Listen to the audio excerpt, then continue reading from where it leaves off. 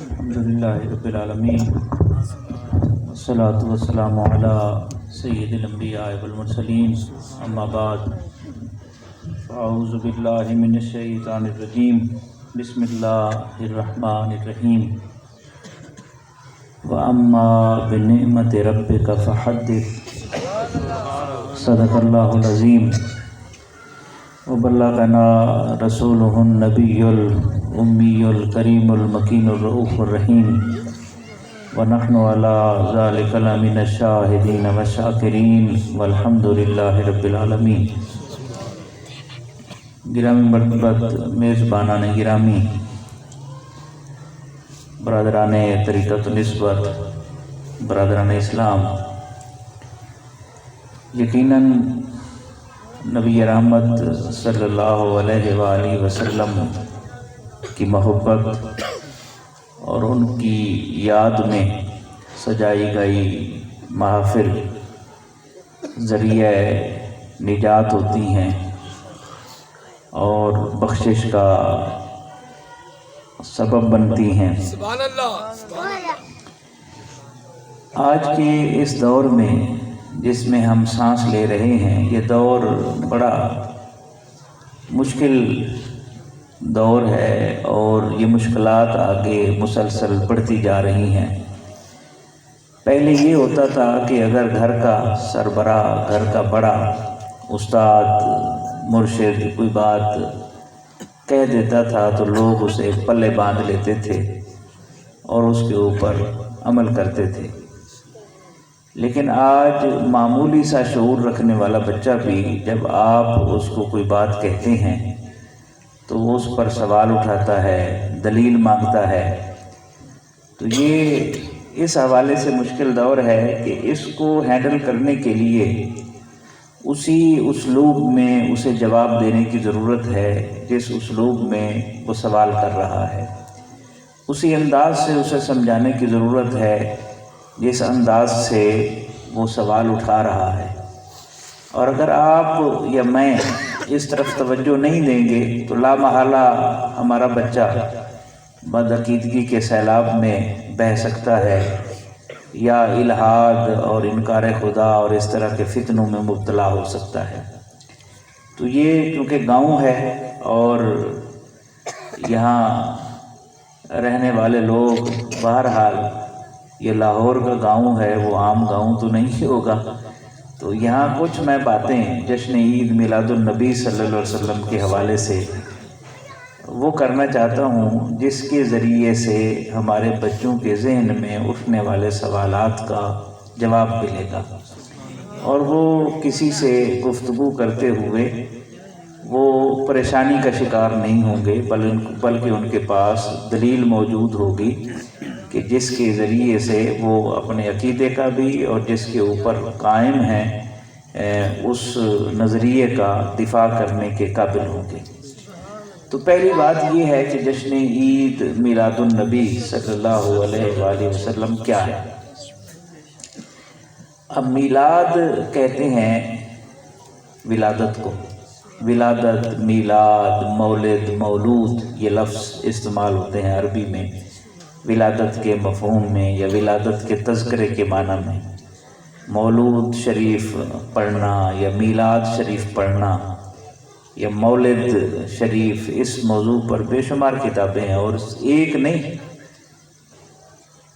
پچھلے دنوں ایک لسٹ جو ہے وہ شیئر کی جا رہی تھی جس میں 450 کتابیں ہیں جو عرب علماء نے لکھی میلاد شریف کی فضیلت پر، ان میلاد شریف کی برکات پر 450 کتابیں جو علماء عرب نے لکھی ہیں، جو باقی زبانوں میں لکھی گئی ہیں وہ اس کے علاوہ ہے۔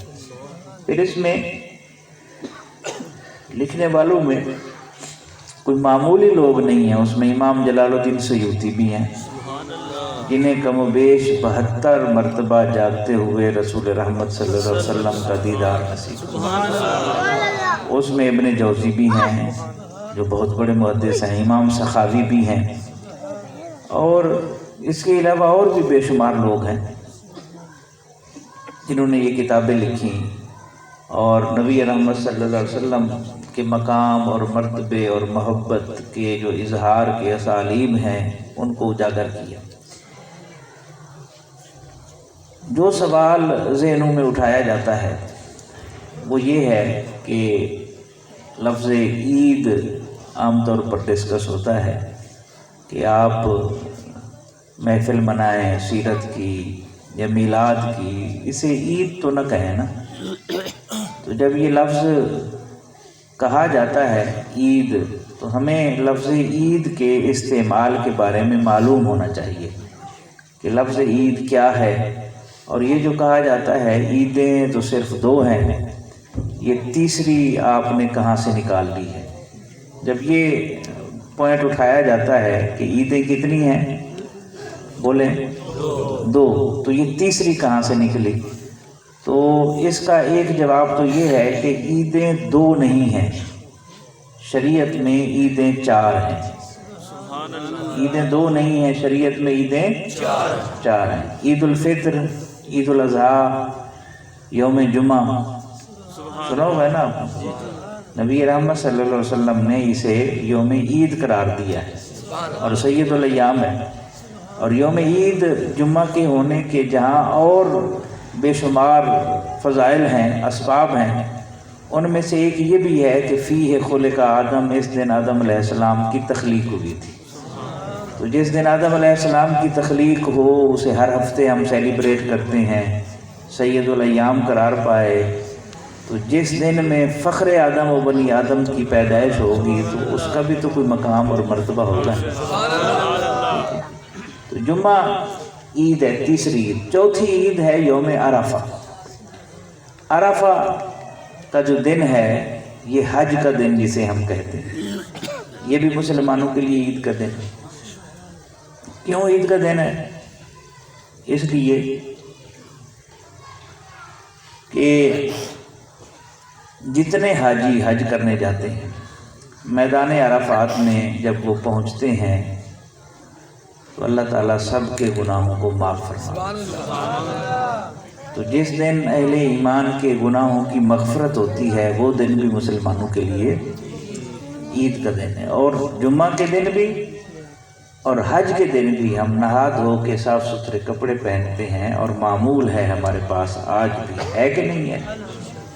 اور حضرت عثمان غنی رضی اللہ عنہ کے زمانے میں تو یہاں تک معمول تھا کہ ایک مرتبہ ایک شخص آیا، اس کی حیات جسمانی سے پتہ چلتا تھا کہ یہ نہا کر نہیں آیا، تو آپ نے اسے واپس بھیجا کہ جاؤ واپس نہا کر آؤ، نہا کر جمعہ ادا کرنا رسول اللہ صلی اللہ علیہ وسلم کی سنت ہے۔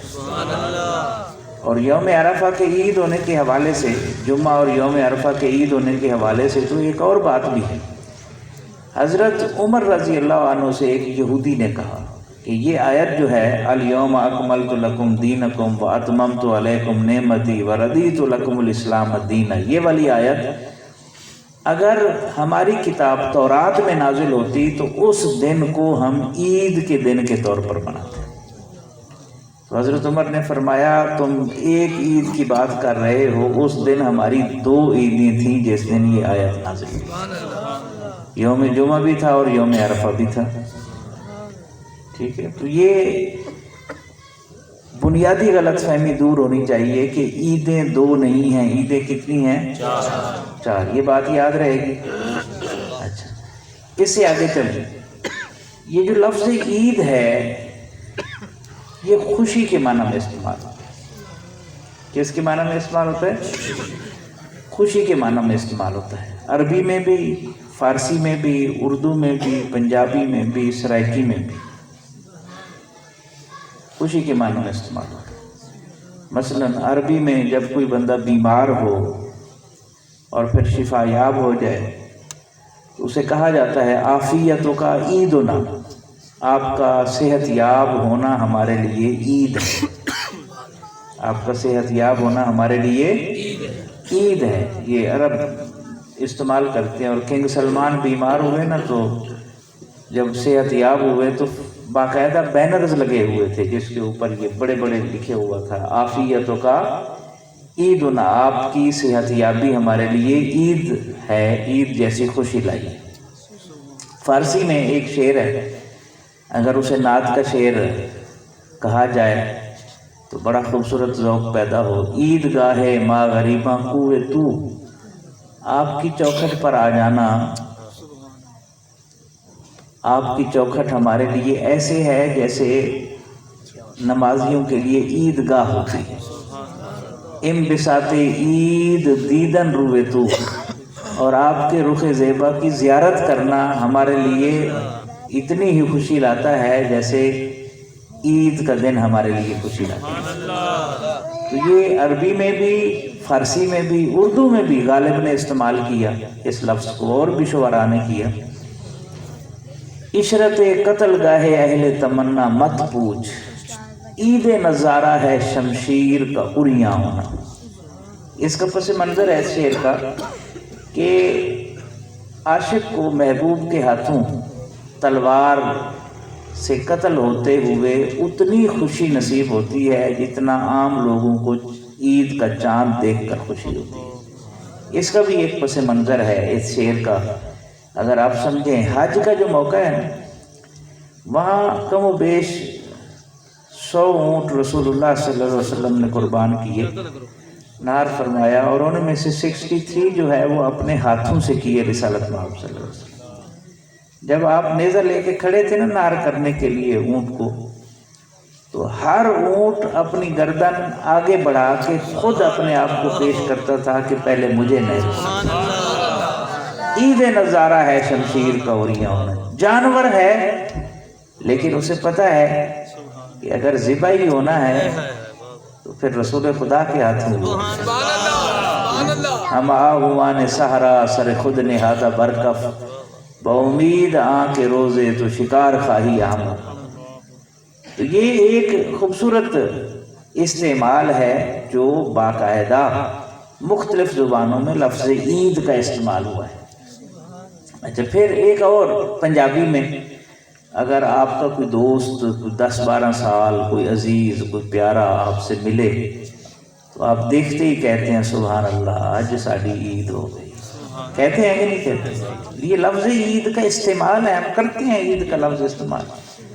اور پھر سرائکی میں تو سبحان اللہ اس کا تو رنگ ہی اور ہے. عید کا دن ہے، کوٹ مٹھن شریف کی سرزمین ہے. خواجہ غلام فرید رحمۃ اللہ علیہ نے سلطان العاشقین انہیں عید کی نماز پڑھائی.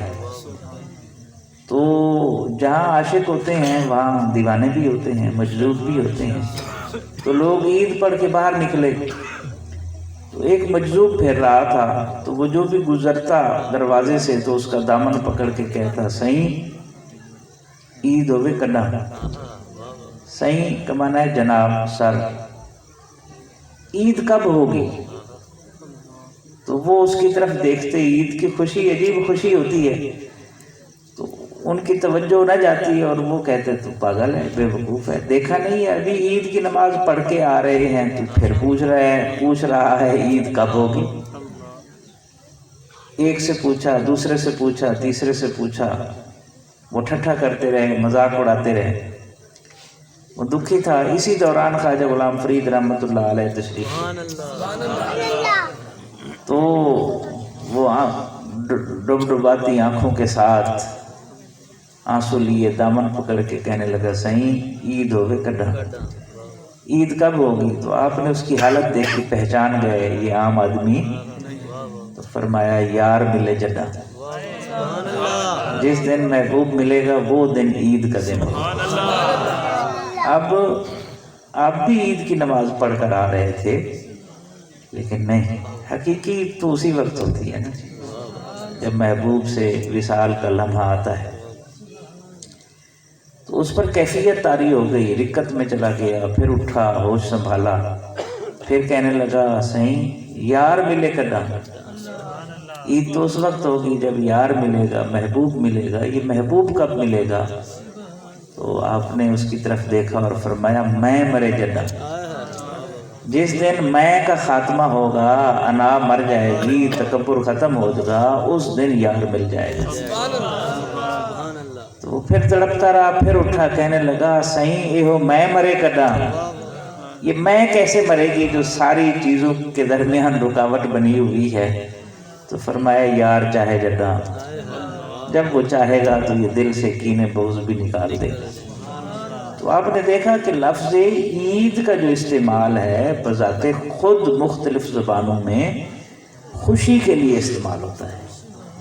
تو اگر کسی کے آنے سے کوئی کہہ سکتا ہے آج ساری عید ہو گئی، تو رسول خدا صلی اللہ علیہ وسلم کی اگر آمد ہو، رحمت للعالمین کی آمد ہو صلی اللہ علیہ وسلم، اس کے لیے اگر کوئی صاحب ایمان یہ لفظ استعمال کرتا ہے تو ادبی حوالے سے، ثقافتی اور معاشرتی حوالے سے اس کا استعمال ممنوع نہیں ہے۔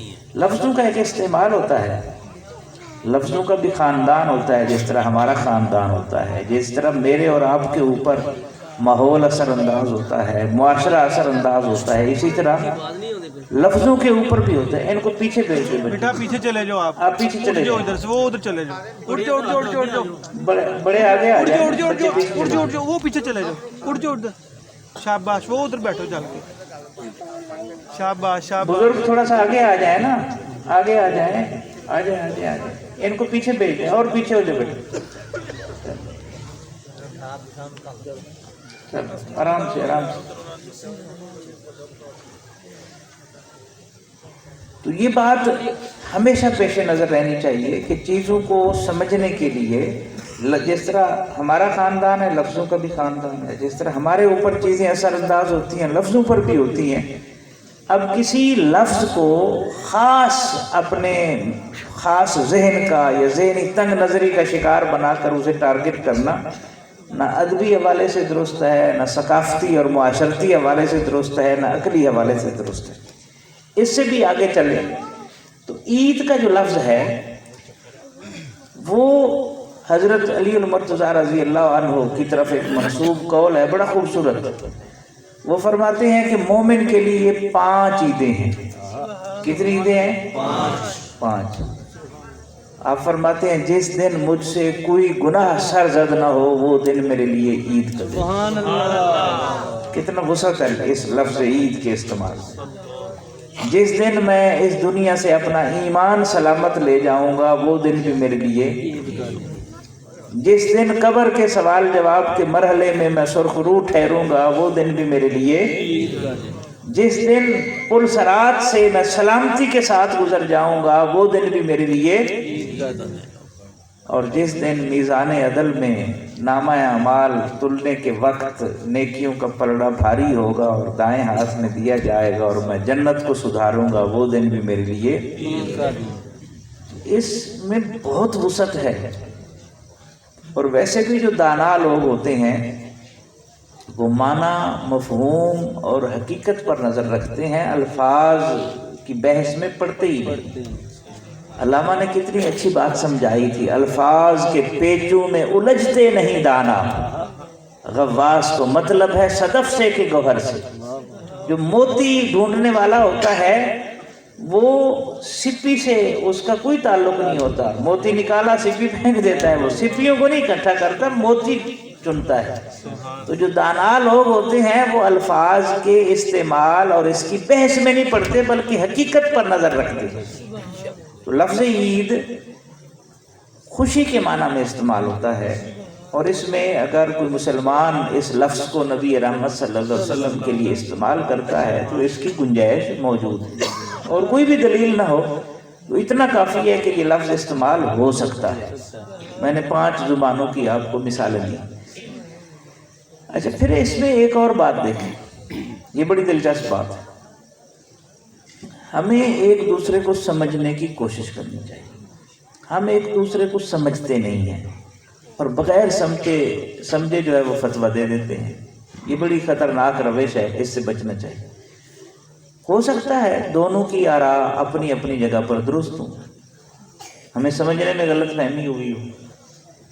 مثلا 2 مثالیں میں دوں، ایک تو ہے نا حضرت سائیں گوہر الدین رحمۃ اللہ علیہ، گجرات کے بزرگ، ان کے پاس ایک شخص آیا، آ کر کہنے لگا حضرت حرمین شریفین سے حاضری کا بلاوا آیا ہے تو آپ مجھے نصیحت کریں، میں مکہ شریف میں کیا پڑھوں اور مدینہ شریف میں کیا پڑھوں۔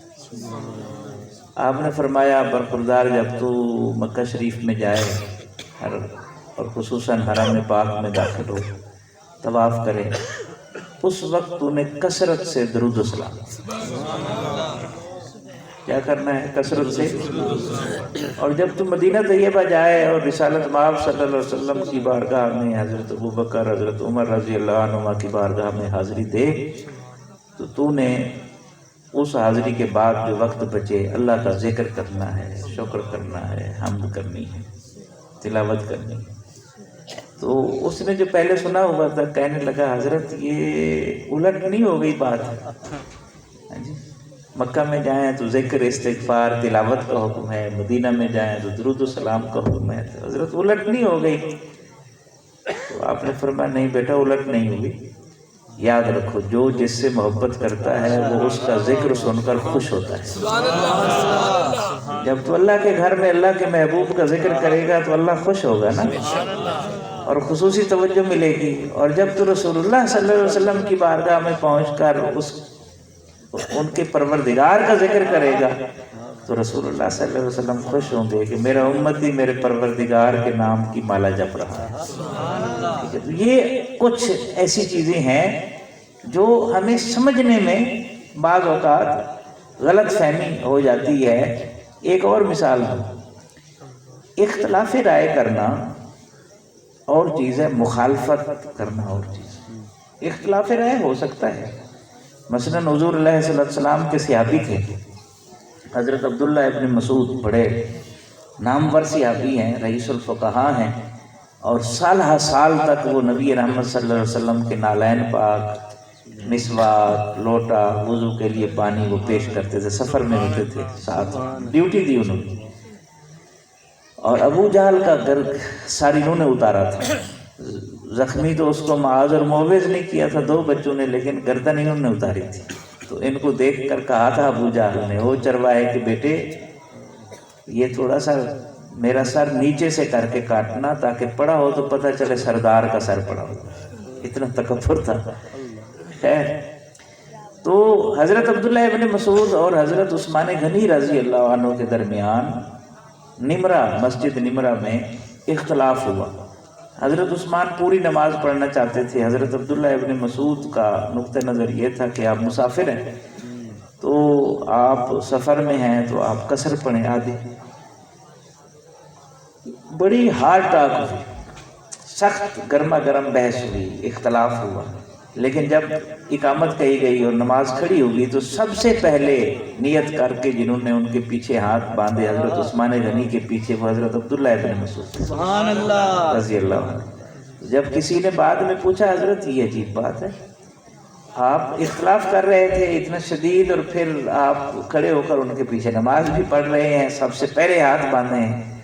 تو فرمانے لگے میں جنتی کے پیچھے نماز کیوں نہ ادا کروں. یہ وسعت ہے. اختلاف رائے اپنی جگہ پر ہے، ہوتا ہے، لیکن اختلاف رائے کا یہ مطلب تھوڑی ہے کہ آپ ادب آداب کو بھی ختم کر دیں اور معاشرے میں جو ہے وہ بدتمیزی پھیلا دیں. رائے کا اختلاف ہونے کے باوجود بھی آپ زندگی گزار سکتے ہیں، اور احترام کا رشتہ بہرحال برقرار رہنا چاہیے، جس میں عمر کا بھی لحاظ ہے، جس میں علم کا بھی لحاظ ہے، جس میں سماجی مقام کا بھی لحاظ ہے. ساری چیزوں کا لحاظ رکھا جاتا ہے. خود نبی رحمت صلی اللہ علیہ وسلم نے 2-3 مثالیں میں دوں آپ کو.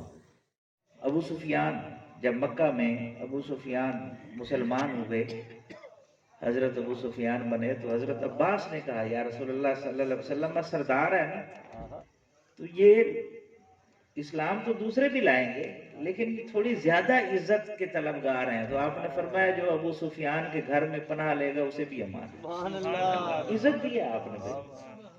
اچھا، اس پر بھی بس نہیں ہے. جب ابو سفیان نے کہا حضور میرا گھر تو چھوٹا سا ہے، اس میں کتنے لوگ آ جائیں گے، سردار بھی ہے نا، قوم کی فکر ہے، تو آپ نے فرمایا جو حرم میں پناہ لے گا اس کو بھی امان ہے. ابو سفیان نے پھر کہا یا رسول اللہ صلی اللہ علیہ وسلم حرم میں بھی اتنے لوگ نہیں آ سکتے جتنے ہیں. آپ نے فرمایا جو اپنے گھر میں اپنے گھر کی کنڈی لگا لے اس کو بھی امان. سبحان اللہ. ہمیں جو معاشرے میں مسائل ہے نا، تنقید کر کے یا مناظرہ کر کے آپ کسی کو راہ راست پر نہیں لا سکتے. اپنے اخلاق سے، کردار سے اور ادب سے کسی کو راہ راست پر لا سکتے. اچھا پھر ہم تو ایسے مسلمان ہیں جنہیں صوفیاء نے کلمہ پڑھایا. یہ بڑی دلچسپ بات ہے. اور صوفیاء نے جو نبی کریم صلی اللہ علیہ وسلم کے قائم کردہ معاشرے کی جو متھ تھی نا، روح تھی، وہ ہمارے قلب و ذہن کے اندر انہوں نے اتار دی ہے. ادب، اتنا ادب کہ جس سے آگے ادب کا تصور بھی نہیں کیا جا سکتا.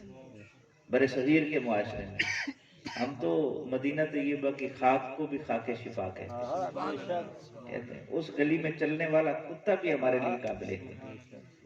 میں اور آپ کیا، مولانا جامی جن کا عشق مستند ہے، وہ کہتے ہیں یا رسول اللہ صلی اللہ علیہ وسلم، کاش آپ کی گلی میں چلنے والے کتے کا نام جامی ہوتا. کیسا ادب ہے. گاہے گاہے اس بہانے سے میرا نام تو آپ کے لب ہے نبوت پر آتا ہے. یہ وہ مت ہے جو ہمیں صوفیاء کے ذریعے سے ملی ہے. اس لیے آج تک ہم اہل سنت الحمدللہ جو چیز بھی رسول اللہ سے منسوب ہو جائے نا، وہ ہمارے سر کا تاج بن جائے. ہے ایسے کہ نہیں ہے؟ علامہ اقبال جیسا آدمی جس نے شرق و غرب کے علوم اور فلسفے کھنگال ڈالے، وہ بھی یہی کہتے ہیں، خیرہ نہ کر سکا مجھے جلوہ دانش فرنگ، سرما ہے میری آنکھ کا خاک مدینہ و نجف. سبحان اللہ، سبحان اللہ. یہ ادب ہے، یہ ہمارے مزاجوں میں شامل ہونا چاہیے اور شامل ہے. ہم کسی ایسے چکر میں نہیں پڑیں گے کہ کسی صحابی کی ذات پر ہاتھ ڈالیں یا کسی اہل بیت کی شان میں گستاخی کریں، نعوذ باللہ. ہم تو اللہ کے اولیاء کی توہین برداشت نہیں کر سکتے، پھر صحابہ اور اہل بیت تو بڑی ذاتیں ہیں. ہے ایسے کہ نہیں؟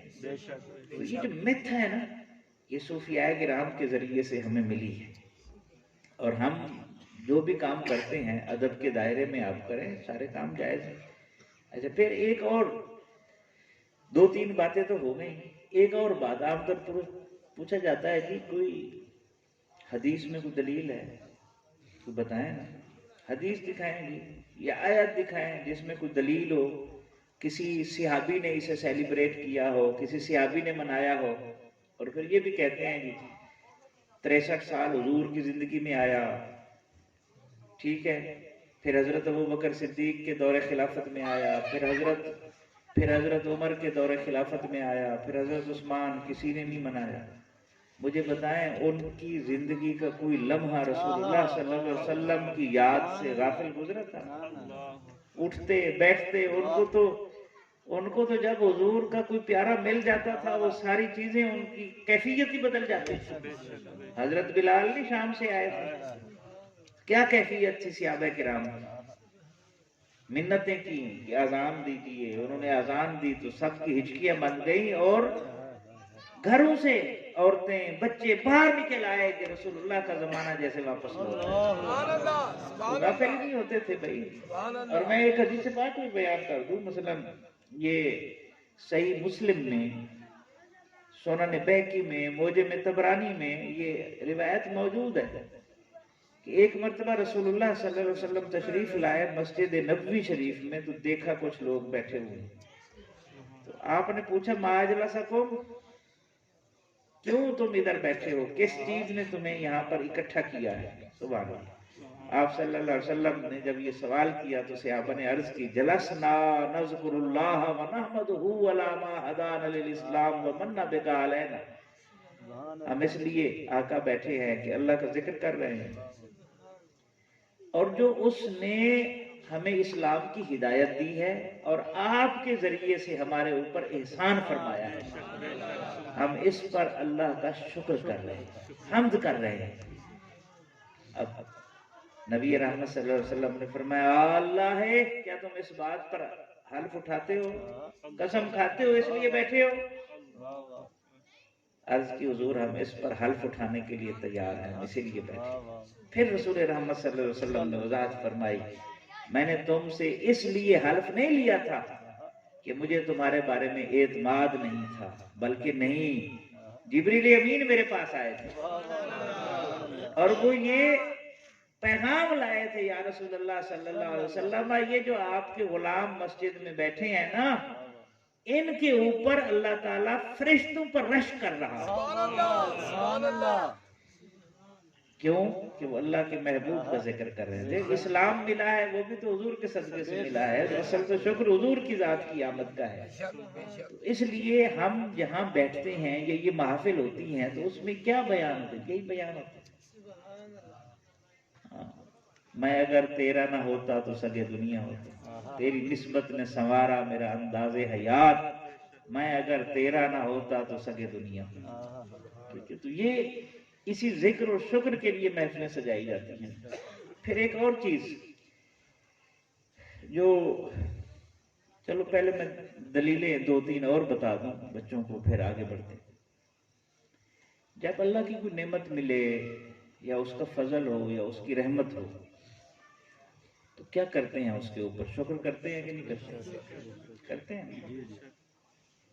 کیسے؟ مثلا نکاح ہوتا ہے تو ولیمہ کرتے ہیں، بیٹا بیٹی ہوتی ہے تو عقیقہ کرتے ہیں نا، مکان بناتے ہیں تو دعوت کرتے ہیں، نوکری لگتی ہے تو مٹھائی بانٹی جاتی ہے، گاڑی لیتے ہیں تو آپ ضیافت کرتے ہیں، تو یہ کرتے ہیں نا یہ سارے۔ اللہ کی نعمت ملے تو اس کے اوپر شکر کرنا لازم ہے کہ نہیں ہے؟ وَأَمَّا بِنِعْمَةِ رَبِّكَ فَحَدِّثْ، آیت جو میں نے پڑھی تھی، جب تیرے رب کی تیرے اوپر نعمت ہو تو اس کا چرچا کرو۔ کیا کرو؟ بتاتے ہیں نا جی، شادی کے کارڈ تقسیم ہو رہے ہیں جناب، عقیقے کی دعوت دی جا رہی ہے جناب، مٹھائی تقسیم ہو رہی ہے، بتایا جا رہا ہے جی اس نے گاڑی لی ہے، جی اس نے مٹھائی بھیجی ہے، اس کی طرف سے دعوت ہے۔ یہ کرتے ہیں کہ نہیں کرتے؟ تو یہ کہنے کا یہ مقصد ہے کہ جب نعمت ملے یا اللہ کا فضل ہو اور اس کی رحمت ہو تو اس کے اوپر اظہار فرحت کرنا، اظہار مسرت کرنا، اس پر شکر کرنا شریعت میں پسندیدہ ہے اور حکم ہے۔ تو قرآن سے پوچھ لیا جائے کہ رسول اللہ صلی اللہ علیہ وسلم اللہ کی نعمت ہیں؟ اگر وہ اللہ کی نعمت ہیں تو اس نعمت کے شکرانے میں اگر کوئی اللہ کا ذکر کرتا ہے، خرچ کرتا ہے، لوگوں کو اکٹھا کرتا ہے، گنجائش تو بنتی ہے نا کہ نہیں بنتی؟ سمجھانا چاہیے، جن کا اختلاف ہے انہیں پیار سے سمجھانا چاہیے۔ الجھنا تو مسلمان کا شیوا ہی نہیں ہے نا۔ جتنے بھی لوگ مسلمان ہوئے ہیں وہ مناظرے سے نہیں ہوئے، مناظرے سے نفرت پیدا ہوتی ہے، اخلاق سے، محبت سے۔ آج علامہ خادم حسین رضوی رحمت اللہ علیہ کا جنازہ تھا، اس میں بلا تفریق مسلک سارے لوگ آئے ہوئے۔ یہ جو عشق ہے نا یہ خود منواتا ہے، عقل دلیلیں ڈھونڈتی ہے، عشق دکھاتا ہے کہ عشق کیسے کیا جاتا ہے۔ ٹھیک ہے، تو ہمیں بھی محبت کے ساتھ، آپ جب کوئی کام محبت سے کرتے ہیں نا، کسی کو دکھانے کے لیے نہیں، خلوص کے ساتھ کرتے ہیں، اس کے اپنے اثرات ہوتے ہیں اور وقت کے ساتھ ساتھ چیزیں لوگوں کو سمجھ آ جاتی ہیں۔ تو نعمت کے ملنے پر شکر کرنا مستحسن ہے کہ نہیں ہے؟ پھر ایک اور بات میں عرض کروں، نعمت اگر محدود ہوگی تو شکر بھی محدود ہوگا، نعمت اگر عارضی ہوگی تو شکر بھی، اگر نعمت ایسی ہو جو کبھی ختم ہی نہ ہو، سبحان اللہ، سبحان اللہ، نعمت ایسی ہو جس کی کوئی حد ہی نہ ہو، تو پھر تو زندگی کی ہر سانس بھی اگر شکر کے لیے وقف ہو جائے تو پھر بھی حق ادا نہیں۔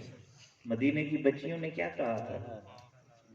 طلع البدر علینا من ثنیات الوداع وجب الشکر علینا ما دعا للہ داعی۔ حضور کے سامنے یہ اشعار پڑھے گئے، یہ بھی حدیث کے درجے میں ہے۔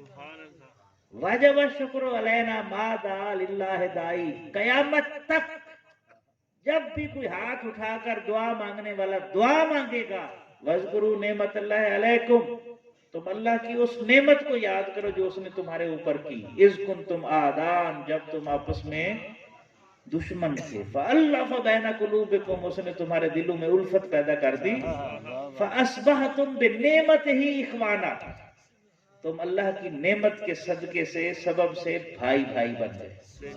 وہ کون سی نعمت تھی جس نے دشمنوں کو بھائی بھائی بنایا تھا؟ حضور صلی اللہ علیہ وسلم پہلے. مکہ کی مواخات ہو یا مدینہ کی مواخات ہو، اس میں کوئی ایسا فلسفہ نہیں ہے جو سمجھنا ہے. پھر ایک اور آیت ہے، الم تر الی الذین بدلوا نعمت اللہ کفرا، کیا آپ ان لوگوں کی طرف نہیں دیکھتے جو اللہ کی نعمت کا کفران کرتے ہیں، ناشکری کرتے ہیں. صحیح بخاری میں حضرت عبداللہ ابن عباس رضی اللہ عنہما سے غالباً یہ تفسیر منقول ہے کہ نعمت اللہ محمد صلی اللہ علیہ وسلم، اس آیت میں نعمت سے مراد محمد رسول اللہ صلی اللہ علیہ وسلم. تو حضور کا نعمت ہونا قرآن سے بھی ثابت ہوا اور حدیث سے بھی ثابت ہوا. سبحان اللہ سبحان اللہ. اب ہمارا عقیدہ صرف اتنا نہیں ہے کہ حضور نعمت ہیں، یہ بڑی دلچسپ بات ہے. ہمارا عقیدہ اتنا نہیں ہے کہ حضور صرف، بلکہ ہمارا عقیدہ یہ ہے کہ حضور سبب نعمت بھی ہیں اور قاسم نعمت بھی ہیں. سبحان اللہ سبحان اللہ. سبحان اللہ. سبب نعمت بھی ہیں اور سبب نعمت کا کیا معنی ہے؟ جن کے ذریعے سے ساری نعمتیں ملی. ہمیں تو رب بھی حضور کے صدقے ملا ہے بھائی. حضرت مجدد الافسانی جیسا انسان بھی فرماتا ہے مم بدی وجارا خدارا می پرستم، کہ او رب محمد است، میں تو اپنے پروردگار کی بندگی بھی اسی لیے کرتا ہوں کہ وہ میرے محمد کا رب ہے. سبحان اللہ سبحان اللہ. بہت خوب. کائنات کی ساری نعمتوں کے ملنے کا سبب جو ہے حضور صلی اللہ علیہ وسلم سبب نعمت ہے. وہ علامہ نے کہا تھا، ہو نہ یہ پھول تو بلبل کا ترنم بھی نہ ہو، چمن دہر میں کلیوں کا تبسم بھی نہ ہو، یہ نہ ساقی ہو تو پھر میں بھی نہ ہو، خم بھی نہ ہو، بزم توحید بھی دنیا میں نہ ہو، تم بھی نہ ہو. خیمہ افلاق کا استادہ اسی نام سے ہے، نبض ہستی تپش آمادہ اسی نام سے. اور قاسم نعمت بھی، انما انا قاسم واللہ یؤتی، صحیح بخاری کی حدیث ہے کہ دینے والا اللہ ہے، تقسیم کرنے والا میں ہی ہوں. سبحان اللہ سبحان اللہ. تو جس کو جو ملتا ہے حضور کے صدقے سے. بے شک بے شک. تو صرف نعمت نہیں ہے، جانے نعمت ہیں، اصل نعمت ہیں، کانے نعمت ہیں، سبب نعمت ہیں اور قاسم نعمت. اور ایک اور بات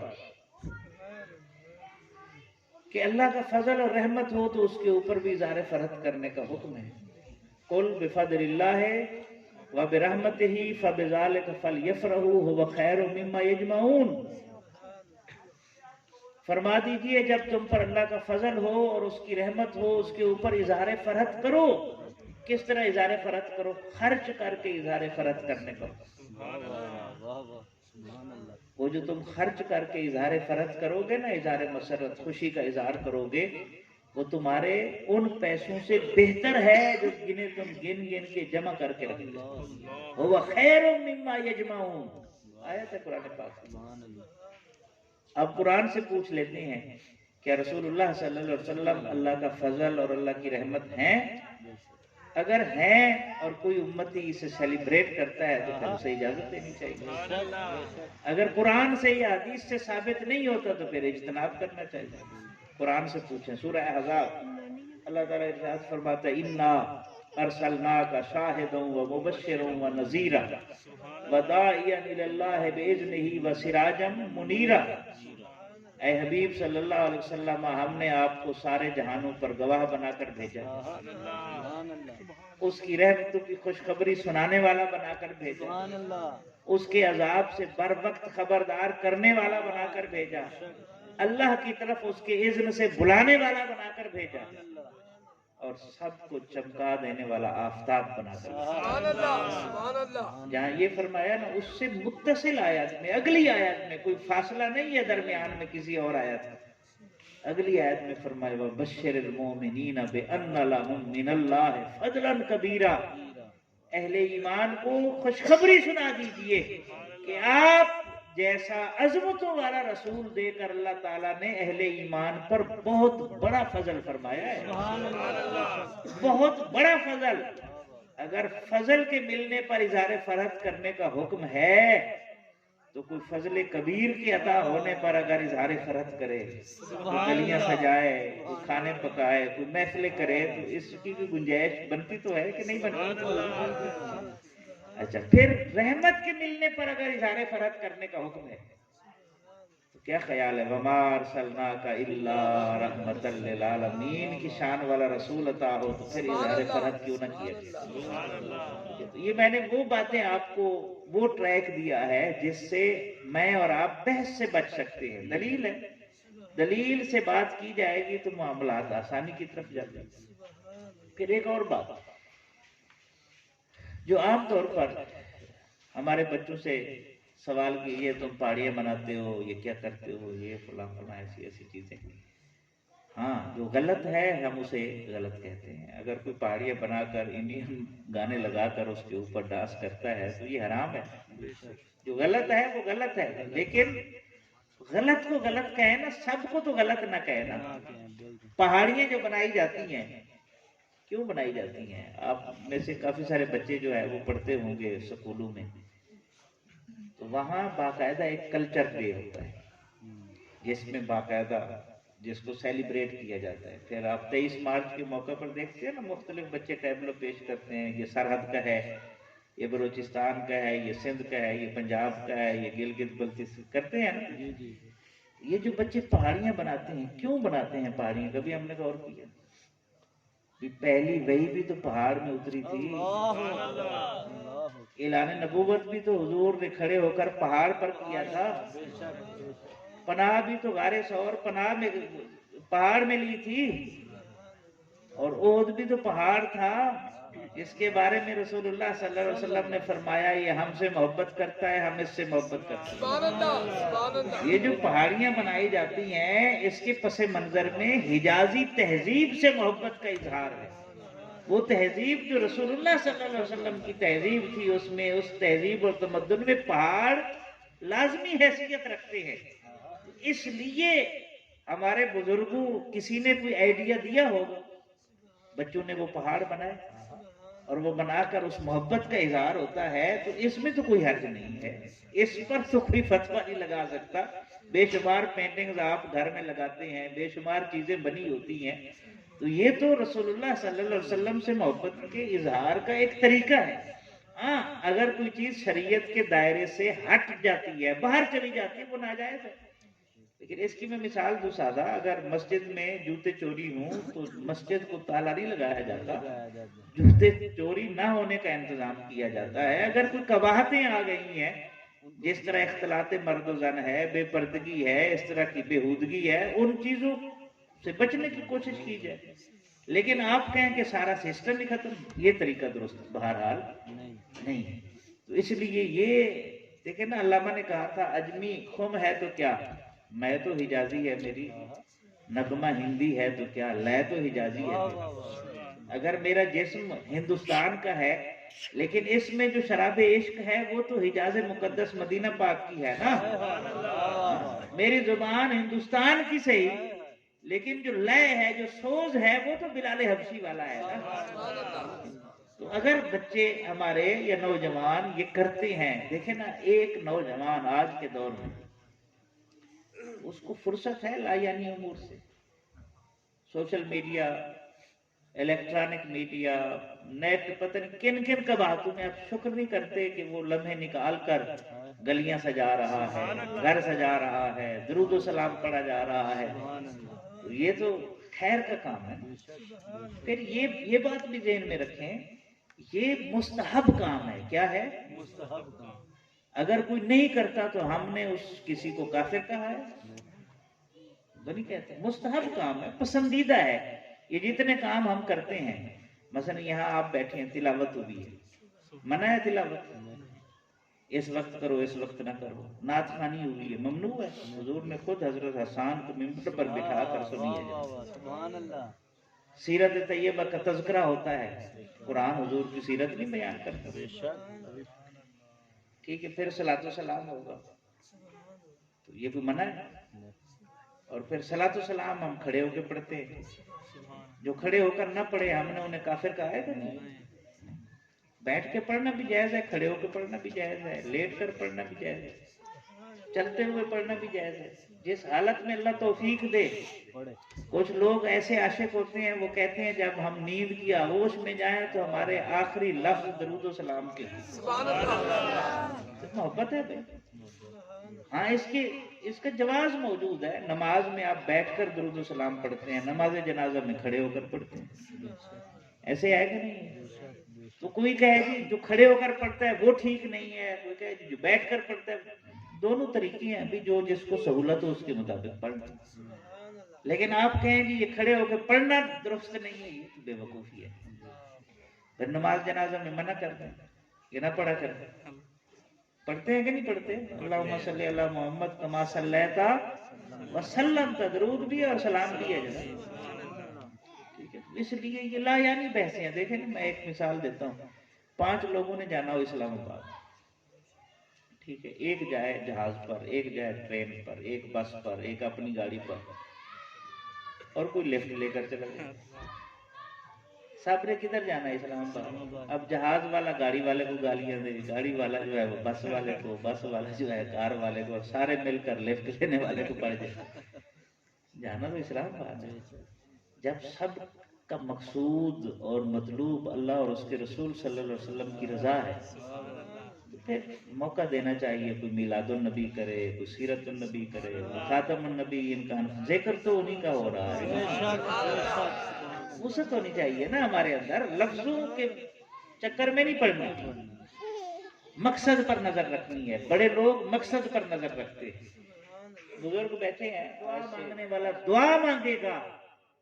ہماری نسلوں میں سے قیامت تک جب بھی کوئی، کیونکہ اندر کافی سارے پہلو ہیں، اور کیسے منانا چاہیے وہ بھی میں نے اشارہ کیا کہ جو جس طرح ذکر کرتا ہے وہ اللہ کے محبوب کا ذکر کرتا ہے، تو کوئی خوشی مناتا ہے، کوئی روزہ رکھ کے کرے، یہ بھی انداز ہے نا، حضور نے روزہ رکھا ہے، یہ بھی انداز ہے۔ کوئی کھانا کھلا کے کرتا ہے، کوئی بیوہ کے سر پر ہاتھ رکھتا ہے، کوئی یتیم کی فیس دیتا ہے، کوئی مقروض کا قرضہ اتارتا ہے، یہ سارے طریقے جائز ہیں۔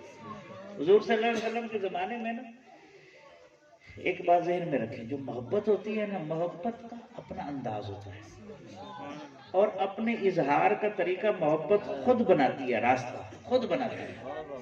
یہ ہر عاشق کا جداگانہ انداز ہوتا ہے۔ آپ دیکھیں صحابہ کرام میں سے ہر ایک کا انداز مختلف تھا محبت کرنا۔ اذان ہوئی نا تو حضرت ابوبکر صدیق نے حضور کا نام سنا تو انگوٹھے چومے اور کہا آپ کا نام میری آنکھوں کی ٹھنڈک ہے۔ دوسرے صحابی نے سنا، اس نے کہا فدا کا ابی و امی یا رسول اللہ، میرے ماں باپ آپ پر قربان ہو جائے، یہ بھی محبت کا انداز ہے۔ تیسرے نے سنا، اس نے کہا اللہ آپ پر درود رحمتیں اور سلام نازل فرمائے، یہ بھی محبت کا انداز ہے۔ تو جو حضور علیہ السلام کا نام سننے کے بعد جس محبت کا اظہار کرتا ہے اس کی گنجائش موجود ہے۔ اس بحث میں پڑھنا ہی نہیں چاہیے کہ آپ نے یہ کہنا ہے۔ 10 مائیں اکٹھی کریں نا، ان کے معصوم بچے ان کو دے دیں اور کیمرے فٹ کریں اور چیک کریں کون سی ماں کیسے اپنے بچے سے محبت کرتی ہے۔ ہر محبت کرنے والی ماں کا انداز مختلف ہوتا ہے، ہر عاشق کا انداز بھی مختلف ہوتا ہے۔ پھر یہ کام ہے مستحب کے لیے کسی دلیل شلیل کی ضرورت نہیں ہوتی، پسندیدہ کام ہے۔ میں نے آپ کو بتایا تلاوت ہے، نعت ہے، تقریر ہے، درود و سلام ہے، ایسے کہ نہیں؟ کھانا ہے، اس میں کون سی چیز حرام ہے؟ پسندیدہ کام ہے نا سارے۔ اب مجھے سمجھ نہیں آتی، ایک بندہ ہونڈا سیوک میں بیٹھ کر، اٹالین شوز پہن کر، امپورٹڈ کپڑے پہن کر وہ دلیل مانگتا ہے، یہ جو آپ نے جھنڈیاں لگائی ہیں اس کی دلیل ہے، اور جس گاڑی میں بیٹھ کر آئے ہیں اس کی دلیل ہے آپ کے پاس؟ جو تو نے جوتے پہنے ہوئے ہیں، جو لباس پہنا ہوا ہے، اچھا جو تیرا رہن سہن ہے، 1400 سال بعد، 1450 سال بعد ساری چیزیں بدل گئی ہیں، تو کیا محبت کے انداز وہی رہیں گے؟ وہ بھی تو ساتھ ساتھ وہی چائنا کی لائٹیں لگی ہوئی اس کی دلیل نے آیت دکھائیں گی، تو گاڑی میں بیٹھا ہوئے اس کی آیت ہے؟ مطلب نان سینس ہو جاتے ہیں نا بعض اوقات، لا یعنی بحث میں پڑ جاتے ہیں۔ اپنے لیے ساری چیزیں جائز ہیں۔ میری ایک جگہ گفتگو ہوئی، ہمارے اہل حدیث دوست کی ڈسکشن ہو رہی تھی، تو کہنے لگے یہ بدعت ہے۔ میں نے کہا یہ جو ختم بخاری کرتے ہو آپ، یہ امام بخاری جو 3ری صدی ہجری میں آئے ہیں، ٹھیک ہے، تیسری صدی ہجری میں آئے، 300 سال بعد پھر انہوں نے کتاب لکھی تو وہ ختم بخاری کرتے ہوئے حدیث میں ہے، نہیں ہم اسے دین کا حصہ تو نہیں سمجھتے، نہیں سمجھتے تو ہم کون سا دین کا حصہ سمجھتے، جو نہیں مانتا ہم اس کو کہتے ہیں مانا اس پر کو فتویٰ لگاتے ہیں۔ میں نے پھر دوسرے دوست بیٹھے تھے دیوبند مسلک کے، میں نے کہا جی آپ جشن نزول قرآن کرتے ہیں کیا؟ رسول اللہ صلی اللہ علیہ وسلم نے کبھی جشن نزول قرآن منایا؟ 27ویں کی رات اس طرح تراویح کے بعد ختم ہوا؟ یہ ساری چیزیں اپنی اپنی جگہ پر ہیں۔ میں نے پھر دوسری حدیث سنائی، میں نے کہا حدیث پاک ہے، من سن فی الاسلام سنتا حسنتا، یہ بھی حدیث ہے، من احدث فی امرنا ھذا فہو رد، جو ہماری اس شریعت میں نئی چیز ایجاد کرے وہ رد ہے، کہیں کہا گیا وہ بدعت ہے، لیکن یہ بھی حدیث پاک ساتھ ہے، آدھا ہم بیان کرتے ہیں نا اسلام اپنے مطلب کا۔ تو دوسری یہ حدیث پاک ہے صحیح مسلم میں، من سن فی الاسلام میں سنتا حسنتا، جو اسلام میں کوئی نیا طریقہ شروع کرے لیکن وہ طریقہ اچھا ہو تو قیامت تک جتنے بھی لوگ عمل کریں گے ان کو بھی ثواب ملے گا اور ان سب کے برابر اسے ملے گا جس نے شروع کیا، اور جو برا طریقہ ایجاد کرے قیامت تک ان سب کو گناہ ملے گا جو کرتے رہیں گے اور سب کے برابر اسے ملے گا جس نے آغاز کیا تھا۔ اب کیا رسول اللہ صلی اللہ علیہ وسلم کی ولادت پاک کے مہینے میں گھروں کو سجانا، محفلیں کرنا، کھانے کھلانا، یہ پسندیدہ کام ہے کہ نہیں ہے؟ اس لیے دلوں میں وسعت پیدا کرنی چاہیے۔ ہم پہلے میں ایک بات اکثر کرتا ہوں، پچھلے سال عراق جانا ہوا تو جب ہم بغداد میں تھے، جس ہوٹل میں ہم ٹھہرے ہوئے تھے ادھر پاکستانی سفارت خانہ بھی وہیں پر ہے، تو کوئی بلڈنگ ایسی نہیں تھی جو بلند اونچی بلڈنگز ہیں جہاں بمباری اور گولیوں کے نشانات ہیں۔ اور پھر مختلف مزارات پر ہم نے حاضری دی، باہر 6-6 فٹ کے مرد عورت، خوبصورت مرد اور عورت، پھر بچے چھوٹے چھوٹے بچے بچیاں بھیک مانگنے پر مجبور۔ اور تیسرا، میں جہاں منی ایکسچینجر ہوتے ہیں نا جہاں کرنسی تبدیل ہوتی ہے، تو پتہ کیا تحقیق کی تو جس دور میں جنگ نہیں ہوئی تھی وہاں پر ایک عراقی دینار کے $3 آتے تھے۔ ایک عراقی دینار کے کتنے؟ 2.5 سے $3 آتے تھے۔ اور میں نے 2019 میں پچھلے سال گیا تھا، پوچھا کہ اب کیا صورتحال ہے، تو انہوں نے کہا جی $1 کے 1250 عراقی دینار آتے ہیں۔ یہ جو فرقہ واریت ہوتی ہے نا جس میں ہمیں ڈالا جاتا ہے اور 70-80 ہزار کی ہم قربانیاں دے چکی ہیں، یہ اتنی بڑی لعنت ہے کہ جب بندہ فرقہ واریت کی جنگ کا شکار ہو جائے تو پھر آنے والی نسلیں اس کا خمیازہ بھگتتی ہیں اور اس کی قیمت چکاتی ہیں۔ میں نے اپنی آنکھوں سے دیکھ کر آیا ہوں، جو کھرب پتی تھے وہ صفر پتی ہو گئے اور حیثیت ہی کوئی نہیں۔ خوبصورت لوگ جنہوں نے شاہانہ زندگی گزاری تھی وہ بھیک مانگنے پر مجبور ہیں۔ یقین نہیں آتا، شام دیکھ لیں آپ، یمن دیکھ لیں، لیبیا دیکھ لیں، میانمار دیکھ لیں، برما دیکھ لیں، ہمارے ساتھ ہوا کیا ہے۔ تو ہم مسلمان ہیں، مختلف فرقوں کے لوگ ایک علاقے میں بستے ہیں مختلف جگہوں پر، جب تک ہم ایک دوسرے کو زندہ رہنے کا حق نہیں دیں گے ہم مضبوط نہیں ہو سکتے، ورنہ دشمن فائدہ اٹھاتا رہے۔ لیکن علامہ نے کتنی حسرت سے کہا تھا، منفعت ایک ہے اس قوم کی، نقصان بھی ایک ہی سب کا نبی، دین بھی ایمان بھی ایک، حرم پاک بھی اللہ بھی قرآن بھی ایک، کچھ بڑی بات تھی ہوتے جو مسلمان تھے، فرقہ بندی ہے کہیں اور کہیں ذاتیں ہیں، کیا زمانے میں پنپنے کی یہی باتیں ہیں۔ تو آج کی نشست میں جو ہم نے سیکھا، ہم کسی سے بحث نہیں کریں گے، کسی سے بحث، اپنی محبت کا اظہار کریں شریعت کے دائرے کے اندر رہتے ہوئے، کسی پر تنقید نہ کریں۔ تنقید سے مسائل الجھتے ہیں، کردار، حسن اخلاق، حسن عمل سے مسائل سلجھتے ہیں۔ آپ ایسے ہو جائیں کہ لوگ آپ کو فالو کریں، یہ وہ رویہ ہے جو پسندیدہ رویہ ہے اور جس کا اسلام ہم سے تقاضا کرتا ہے۔ تو امید ہے جو باتیں آج کی نشست میں ہم نے سیکھی ہیں اس کے اثرات ہوں گے اور ہم اسے یاد رکھیں گے. اللہ تعالیٰ ہمیں سمجھنے اور عمل کرنے کی توفیق عطا فرمائے. وما علیہ الا جزاک اللہ. سبحان اللہ. درود السلام کے لیے